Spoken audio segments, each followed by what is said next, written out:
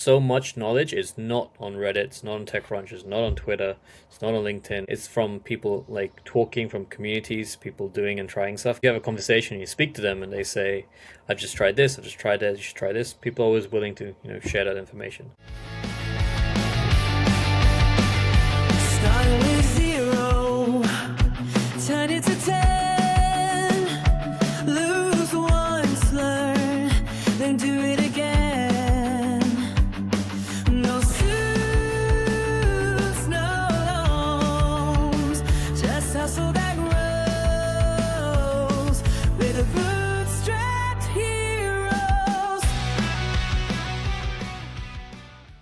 Welcome to Bootstrapped Heroes, where we unpack how Bootstrap founders went from 0 to 10k a month and beyond. Today I have with me Elston Baretto, the founder of TinyHost. How are you doing today? Very, very good. Thanks for having me, Lee. Awesome. I appreciate you joining us. So let's dive right in. Can you tell us what TinyHost is, what it does? Yeah, so TinyHost is the simplest way to share your work online. That's our tagline.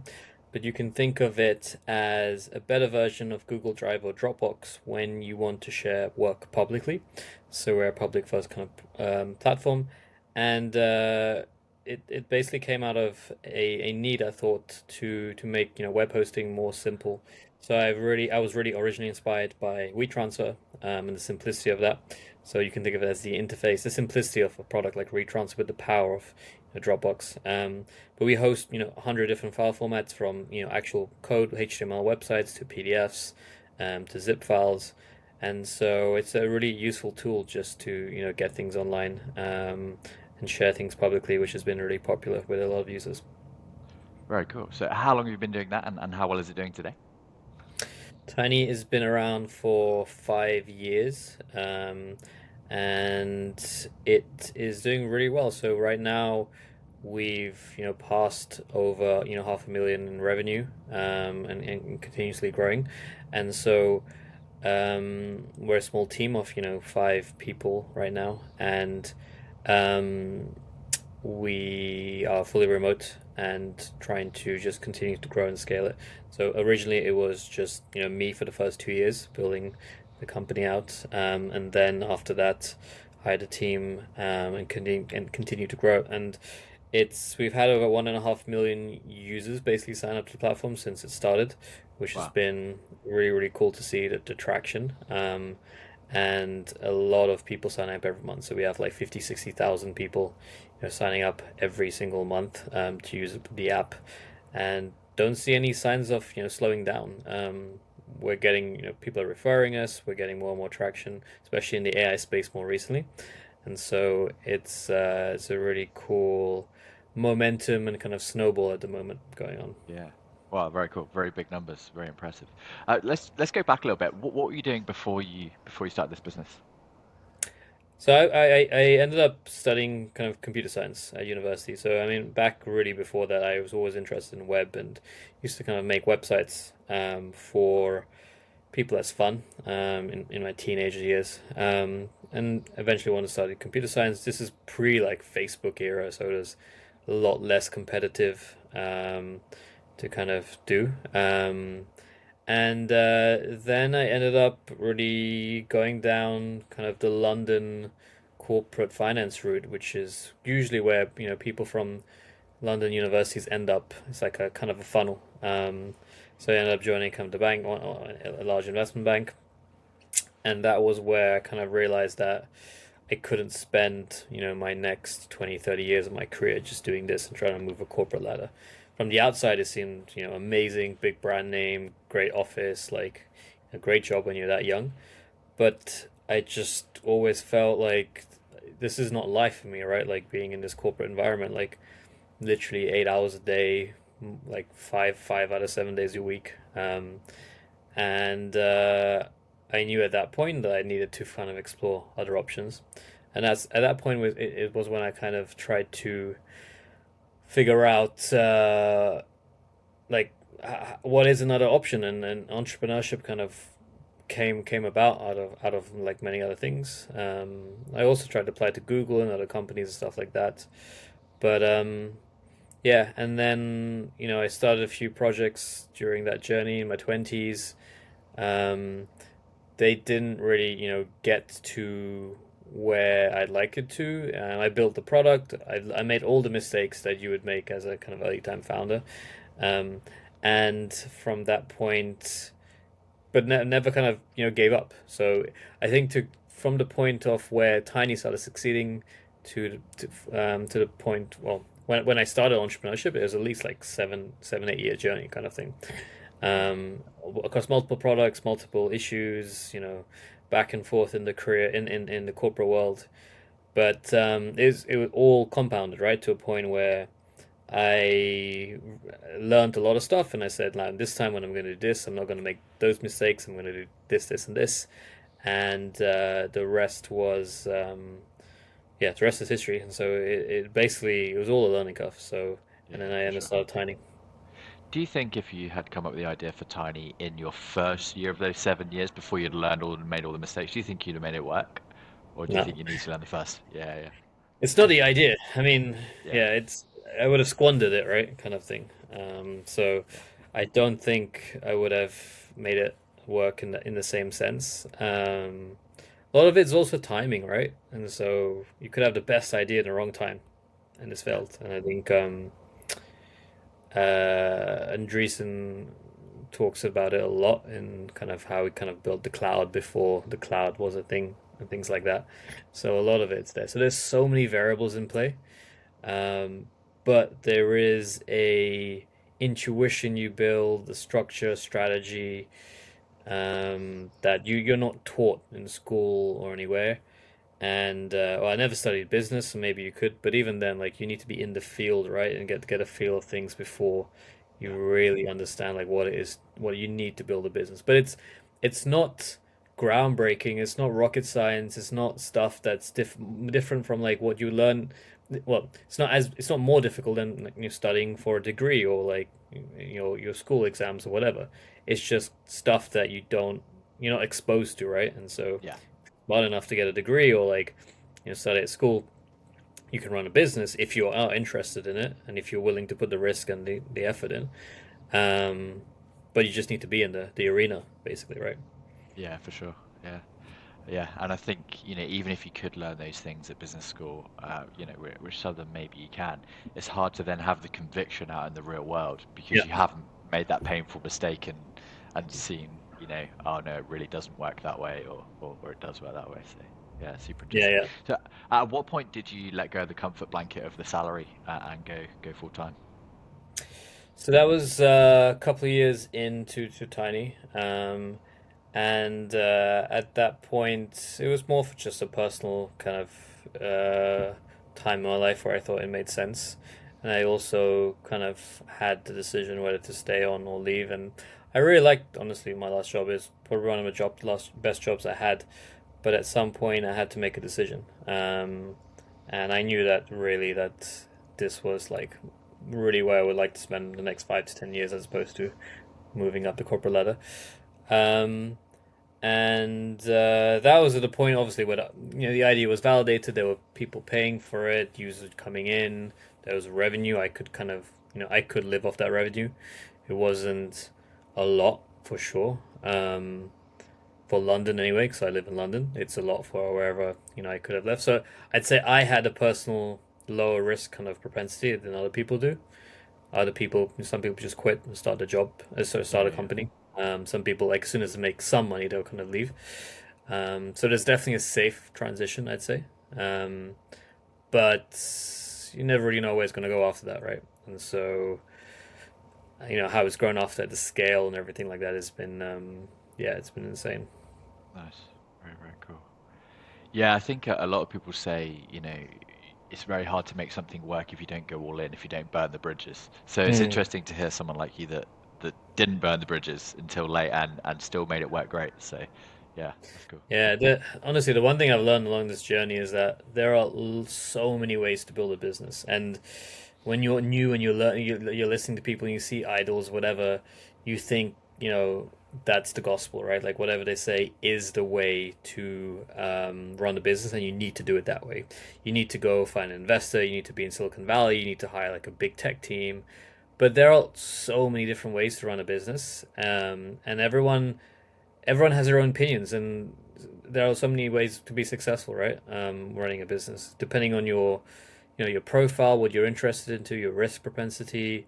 So choose a strategy that you are comfortable with, right? If you want to, be in the valley, raise money, go high growth, like go and do it. But if you want another route, the bootstrapper route, if you want a lifestyle business, there are ways to do that, right? But don't just because some person said to do this does not mean that's the only way to do it. Like find as much information as possible and then Yeah. pick your route. Like that's really important, and it's easily lost when you're not in touch with like the founder community and people building businesses.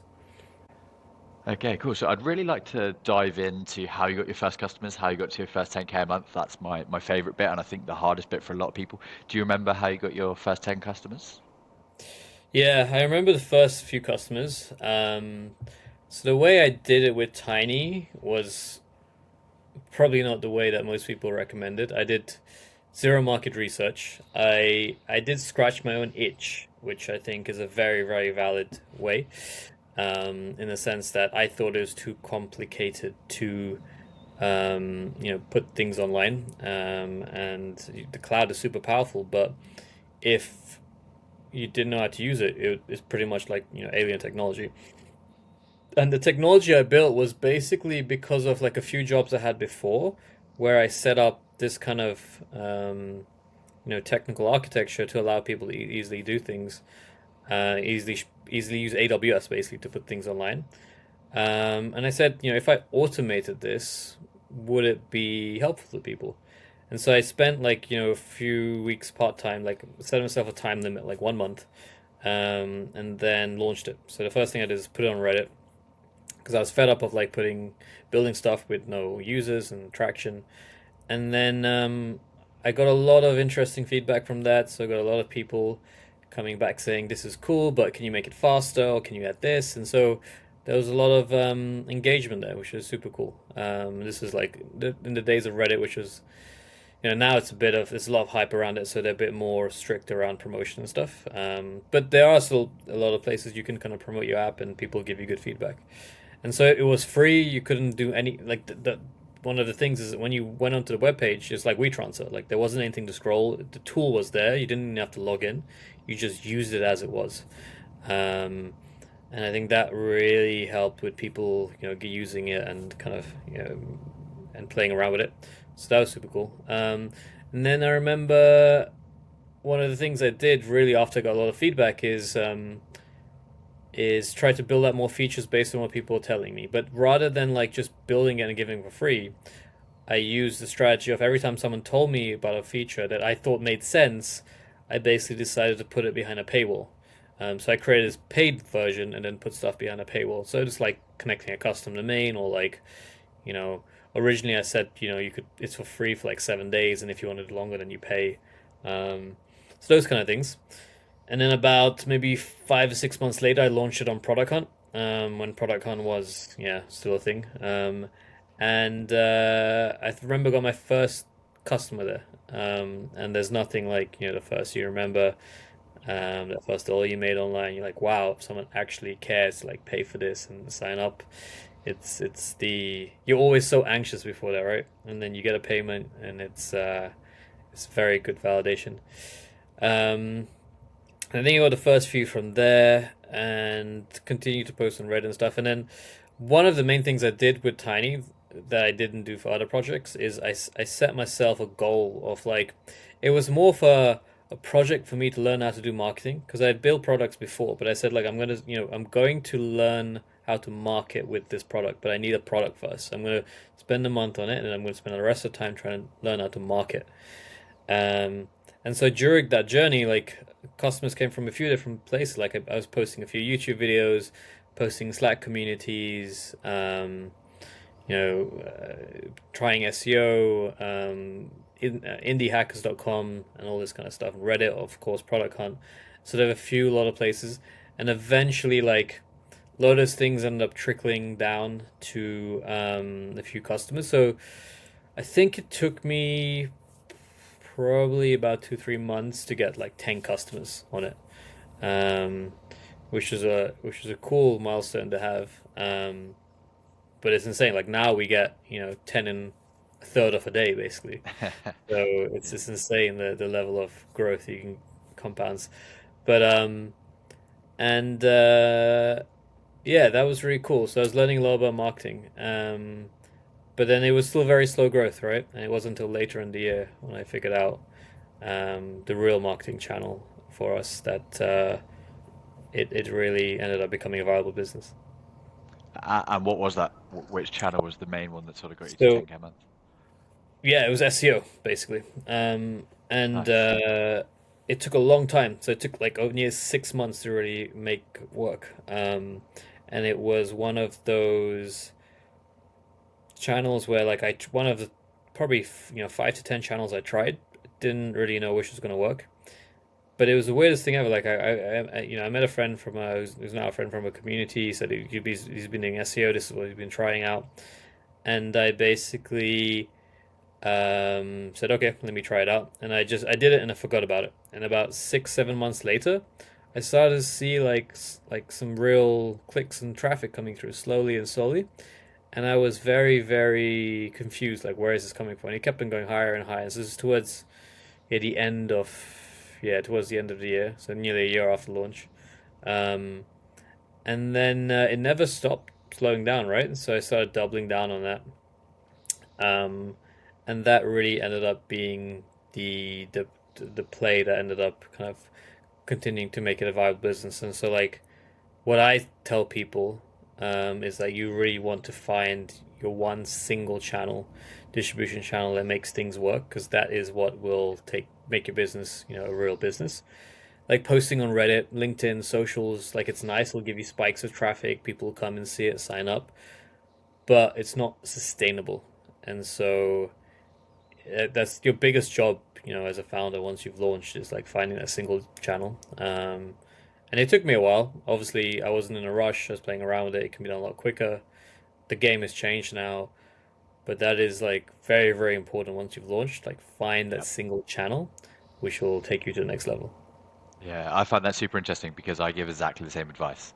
I'm Mm, like, your number one job is just to find that one channel that works and then scale it up as much as you can. I also 100%. find it interesting that SEO is the one for you because I think that's the first time I've heard someone say that SEO is the channel that Really? sort of got us off the floor. And I guess maybe because it requires patience, and it's the longer term play and everyone wants a quick win. So, yeah, I wonder if that's why. But yeah, super interesting to hear that it worked well for you guys. Yeah, and especially now with, vibe coding and stuff, and people just want to make $1 million like straight away in like in a weekend. But like SEO, it's also very, yeah, very kind of, un yeah, under competed and kind of field because of the effort it takes to do it, right? And people do a little bit of here, but no one really follows like a strategy around it and has the patience to go through with it. But I know of, a few companies that are really, really well. Like Canva is probably the biggest like breakout success from SEO. If you look at their SEO strategy and where they come up, and you Google and go and look at their sitemap and what they've put up, like they are literally top of the game at that. And so their entire businesses were purely launched, multi-million pound businesses I know, just from SEO because of SEO. And so now people are also wondering its relevance now with LLMs and that kind of stuff. But it's like people saying email is dead, right? People have been saying email is dead for the last like 10 years, 15 years, whatever. SEO is not going to disappear. It's probably not going to be as obviously as relevant as kind of it is right now. People want to search in different ways, but it's not disappearing, and you can definitely still get a lot of traction from that. Cool. Very cool. So you've done what a lot of people would love to do. You've become an indie hacker. You're taking home, really good money. What advice would you give to any other indie hackers out there that are a bit earlier on in the journey and struggling to get revenue going? Yeah, my usual advice is the first important thing is literally try to join a community or find a mentor who's just ahead of you. Like me as a mentor is not the best person because I've actually, forgotten what it's like to be in the early days. But also number two, um, the game has changed, right? And so what I did 5 years ago is not, the same as what it is now. And so it's really important to find kind of some kind of community or just someone who's just ahead of you to share. And that's what I had really, really early on. So I think that's super. Don't do this alone. It's very easy just to sit there, from your room, read Reddit, TechCrunch, and think, "Oh, I know what I'm doing. I'm learning." But so much knowledge is not on Reddit. It's not on TechCrunch. It's not on Twitter. It's not on LinkedIn. It's from people like talking from communities, people doing and trying stuff. Because people don't have time to write about this stuff, right? They're just building stuff. But if you have a conversation, you speak to them, and they say, "I've just tried this. I've just tried that. You should try this." People are always willing to, share that information. Um, and then my strategy for building a business to keep it, as simple and straightforward as possible. One of many, of course, but what I think is super valuable strategy is, build in a validated space. So don't try to think of, the grandest new idea ever.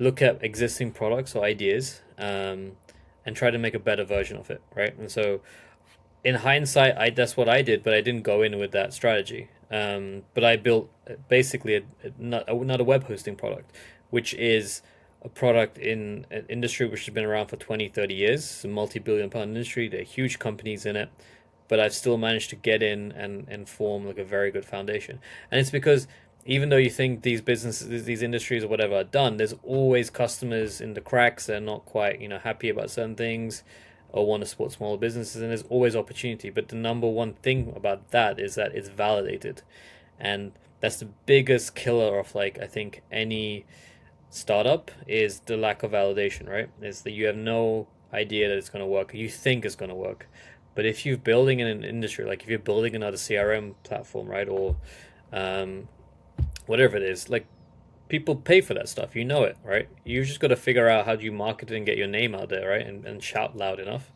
which is way easier than trying to figure out like what does the next social network look like, or what is the brand new AI idea have.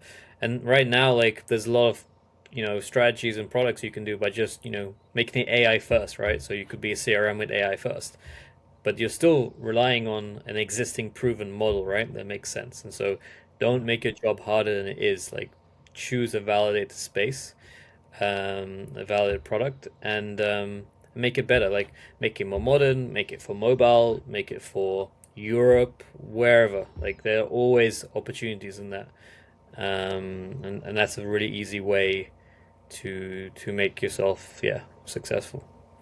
Yeah, I love that advice. And actually, I've heard that a few times on the different episodes I've been doing with people. So it's clear that it's an important thing. And it's one I struggled with before. I think the entrepreneur always wants to innovate. Mm, Um, but really, then you're taking on demand risk, and that's often the biggest risk. So if you can take demand risk out of the question, then it's just about, yeah, like you say, finding that crack and finding that niche. So love that. yeah. Cool. So what's next for you? What's the goal? Yeah, the goal is just continue to scale and grow. I think I've been really happy with the transition from like solo indie hacker to like a team. I really like we have a team now.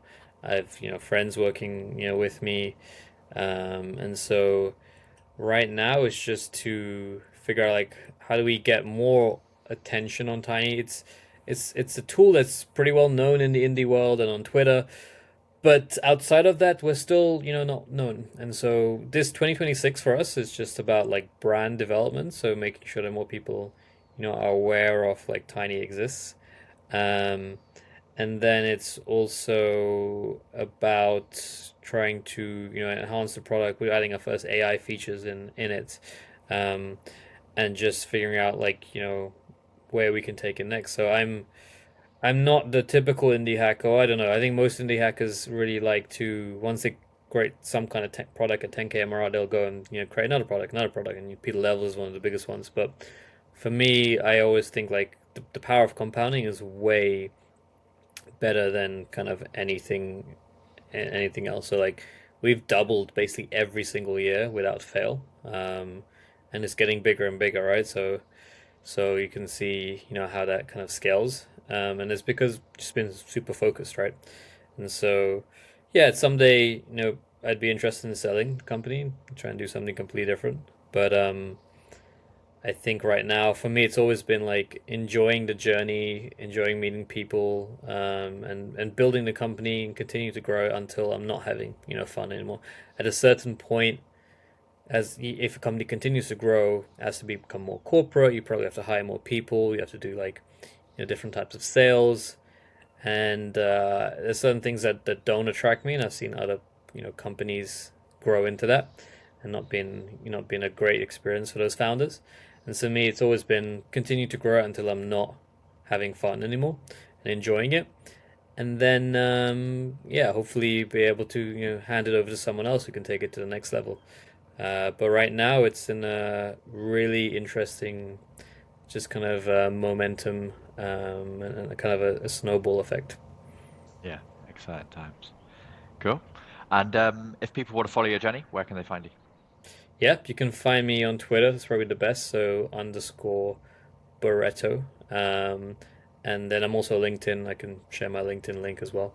But yeah, my DM's always open on LinkedIn or Twitter. I'm always happy to help entrepreneurs and share as much as I know.